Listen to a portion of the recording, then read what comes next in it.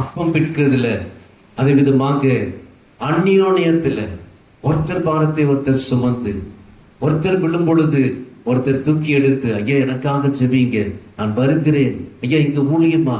ஒரு சிலர் எனக்கு போன் பண்ணி, ஐயா நாங்க இங்க வருகிறோம், நீங்களும் பாருங்க போகலாம்னு சொல்லும் பொழுது எவ்வளவு சந்தோஷம். ஆனா இந்த மாதிரி இந்த கூட்டத்துக்கு போகணுமே, இந்த வீட்டுக்கு போகலாமே அப்படின்ட்டு யாராவது என்னை கால் பண்ணி சொன்னா, என்னதான் வேலையா இருந்தாலும் நிறுத்திட்டு ஓடுகிற அந்த கிருபைகள். ஆக இந்த ஐக்கியம் நம்மிடத்துல காணப்படணும். ஒருவேளை இந்த ஐக்கியத்தை துண்டு பண்ணுகிற அல்லது உடைக்கிற காரியங்கள் இருக்குமே என்றால், இது திருக்கையின் மேல் இல்லாத ஒரு பாத்திரமாக படைக்கப்பட முடியாது. திருக்கையின் மேல் இருக்காது, இது வழிந்தோடு இருக்கிறதாக இருக்கும். ஒருவேளை இன்னும் இந்த ஐக்கியத்திற்குள்ளாக நாம் இல்லாமல் இருக்குமே என்றால், 133 சங்கீதம் 1 வாசிக்க முடியும். இதோ சகோதரர்கள் ஒருமித்து வாசம் பண்ணுகிறது, அது எத்தனை நன்மையும் எத்தனை இன்பமும், அது ஆரோன் சிரசில் ஊற்றப்பட்ட நல்ல தைலத்திற்கு ஒப்பா இருக்கிறது. அது தன் தாடி வழியாய் வழிந்தோடுகிற நல்ல பணிக்கும், அது எர்மோன் மேலும் சியோன் மேலும் வழிந்தோடுகிற நல்ல பணிக்கு ஒப்பா இருக்கிறது. அங்கு ஜீவனமும் ஆசீர்வாதமும் உண்டு. எங்கு ஐக்கியம் இருக்கிறதோ அங்கு ஜீவனமும் ஆசீர்வாதம் உண்டு. எந்த குடும்பத்தில் ஐக்கியம் இருக்கிறதோ அங்கு ஜீவனமும் ஆசீர்வாதம் உண்டு. ஆகவே தான் சங்கீதக்காரர் சொல்கிறார், இதோ சகோதரர் ஒருமித்து வாசம் பண்ணுகிறது, எத்தனை நன்மை எத்தனை இன்பம். ஒருவேளை இந்த ஐக்கியத்தை துண்டு பண்ணுகிற ஏதாவது காரியம் இருக்கும் என்றால் நாம் சரி செய்து கொள்வோம். நீ பலிபீடத்திற்கு முன்பாக போகும் பொழுது சகோதரன் முன்பாக ஏதாவது பகைமை இருக்குமே என்றால் அவைகளை அறிக்கை செய்து, ஆண்டவரே என்னை மன்னித்தருளும், ஆண்டவர்கிட்ட ஒப்புரவாகுவோம். அந்த மனிதனிட்ட ஒப்புரவாகும் பொழுது உண்மையாக நாம் ஐக்கியத்தில் நிற்கிறவர்களாக இருக்க முடியும். ஒருவேளை இன்னும் ஒப்புரவாகுதல் இல்லாமல் இருக்குமே என்றால், அப்பா நான் நல்ல பாத்திரமாக வணைக்கப்பட முடியாது, இந்த ஐக்கியம் என்னிடத்துல காணப்படலையே, நான் வணைக்கப்படுவதற்கு என்னென்ன செய்யணுமோ அவைகளை செய்ய எனக்கு உதவி செய்யும் என்று சொல்லி நாம் கேட்போம் என்றால், ஆண்டவர் சொல்லுகிறார், நான் உன்னை உள்ளங்கையில வரைந்திருக்கிறேன். ஏசாயா புஸ்தகம் 49:16 நான் உன்னை உள்ளங்கையில வரைந்திருக்கிறேன். ஆண்டவர் நம்மை ஏற்றுக்கொண்டிருக்கிறார், நம்மை வரைந்திருக்கிறார். எதற்காக? நல்ல பாத்திரமாக வணைக்கப்படுவதற்கு. ஒருவேளை இன்னும் அந்த ஐக்கியத்தில் நாம் இல்லாமல் இருப்போம் என்றால், அன்பின் கயிறுகளினால் உன்னை கட்டுகிறேன் என்று ஆண்டவர் சொல்லுகிறார். 2 கொரிந்தியர் 6:14 அந்நிய நுகத்தில் அபிசுவாசிகளோடு பிணைக்கப்படாதிருங்கள், நீதிக்கும் அநீதிக்கும் என்ன சம்பந்தம்? ஒளிக்கும் இருளுக்கும் ஐக்கியமேது, வெளியாளுக்கும் கிறிஸ்துவுக்கும் சம்பந்தமேது என்று சொல்லி அங்கு பரிசுத்த பவுல் அறிவிக்கிற விதமாக இந்த ஐக்கியம் பலப்படுவதற்கு நான் என்னென்ன செய்ய வேண்டுமோ, மன்னிப்பு கேட்போம். எங்கு யாரிடத்திற்கு செல்லணுமா போவோம் என்றால், நான் ஒரு நல்ல பாத்திரமாக வணைக்கப்பட வேண்டும் என்றால், ஆண்டவர் வணைக்கப்படும் பொழுது இந்த ஐக்கியம் இல்லாமல் போகும் என்றால் இந்த கற்கெல்லாம் கீழே விழுந்து விடுமே. நல்ல பாத்திரமாக அது வணைக்கப்பட மாட்டாதே. ஆக ஆண்டவரே, நான் ஐக்கியத்துல வளர எனக்கு உதவி செய்யும். ஆக இன்னும் ஏதோ ஒரு தீங்கு என்னிடத்துல காணப்படுமே என்றால் அவைகளை அகற்றி போட எனக்கு உதவி செய்யும். முதலாவது சொன்னேன், அது பிரித்தெடுக்கப்பட்ட ஒரு வாழ்க்கை. 2வது பாயிண்ட் சாஃப்டனிங் பண்ணுகிற கிளீனிங் ப்ராசஸ். 3வது ஐக்கியம். 4வது தீங்கு விட்டு திரும்பினால் என்கிற ஒரு பாயிண்ட் நான் சொல்லுகிறேன். அதே 18 அதிகாரம் 8 வசனத்தை வாசிங்களேன். 18 அதிகாரம் 8 வசனம்.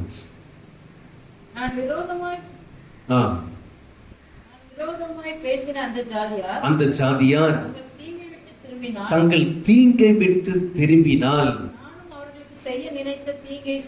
செய்யாதபடிக்கு. ஆக இந்த 8 வசனத்துல முதல் பகுதியை ஒரு எடுத்துக்காட்டாக அல்லது ஒரு ஹெட்டிங்காக நாம் போட்டுக்கொள்வோம் என்றால், தீங்கை விட்டு திரும்பினால். என்னென்ன தீங்கு?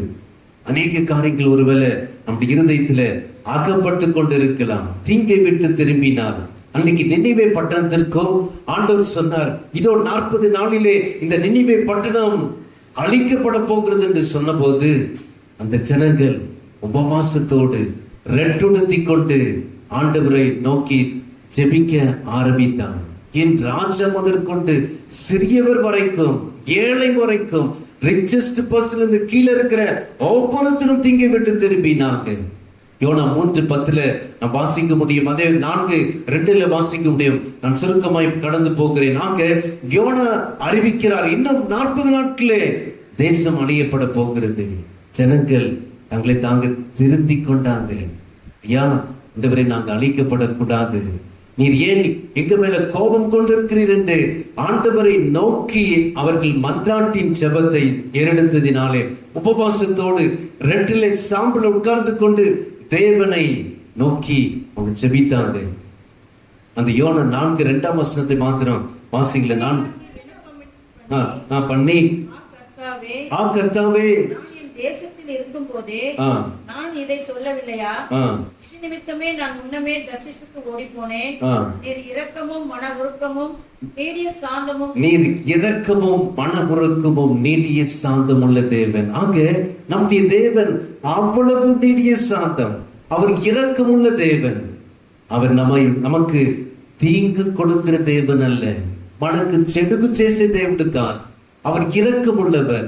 அவர் என் ஜனங்கள் தங்களை தாங்கள் தாழ்த்தி என் முகத்தை தேடி தங்களுடைய பொல்லாப்பை விட்டு நீங்குவார்கள் என்றால் நான் அவர்கள் ஜெபத்தை கேட்டு அந்த தேசத்திற்கு ஜெபத்தை கொடுப்பேன் என்று சொன்ன தேவன். அவர் இரக்கமுள்ள தேவன். அவரிடத்துல ஆண்டவரே இந்த தீங்கு இருக்கிறது என்னில்லை. என் யாபேஸ் ஜெபிக்கிறார். 4ஆம் அதிகாரம் 10ஆம் வசனத்துல வாசிக்கிறோம். 1 நாளாகும் 4:10 யாபேசுடைய ஜெபத்தை ஆண்டவர் கேட்கிறார். தேவரீர் நீர் என்னை ஆசீர்வதித்து, 2வது பாயிண்ட் அவர் சொல்கிறார், தீங்கு என்னை அணுகாதபடிக்கு. ஒருவேளை இன்றைக்கு அநேக தீங்குகள் நம்மை அணுகலாம், நம்ம என்னமோ நினைச்சு போகலாமானால் தீங்கு நம்மை அணுகும் பொழுது யாபேஸ் ஜெபத்தை ஆண்டவர் கேட்கிறார். இந்த வசனத்தை வாசிங்களேன் பார்ப்போம். தேவரீர் என்னை ஆசீர்வதித்து பெரிதாக்கி என்னோடு இருந்து தீங்கு என்னை துக்கப்படுத்தாதபடிக்கு. போதும். அந்த இடத்துல தீங்கு என்னை துக்கப்படுத்தாதபடிக்கு யாபேஸ் ஜெபிக்கிறது நாம் பார்க்கிறோம். இன்னைக்கு அநேக துக்கங்கள், அவங்க ஏதோ இப்படியோ ஏதோ ஒரு துக்கம் நம்மை மாட்டிக்கொண்டு இருக்கும். நான் முழு இதயத்தோடு யாபேசின் ஜெபத்தை கேட்ட தெய்வமே, என்னுடைய ஜெபத்தையும் கேட்டறலும். தீங்கு என்னை துக்கப்படுத்தும் போது இன்னைக்கு லோத்து கூட கொஞ்சம் விலகி போகும் பொழுது, லோத்துவுக்கு தன்னுடைய சத்துருக்கள் மூலியமாக அநேக போராட்டங்கள் வந்துடுச்சு. என்ன செய்வது தெரியல. நேரா ஆபிரகாமுக்கு இந்த செய்தி வருகிறது. ஆபிரகாம் சும்மா இல்லை. ஆண்டவர் சொன்னார், இந்த சொதோம் குமார பட்டணத்தை நான் அழிக்க போகிறேன். அப்ப ஆபிரகாம் சும்மா இல்லை. ஆபிரகாம் கர்த்தரை நோக்கி மன்றாட ஆரம்பித்தார்.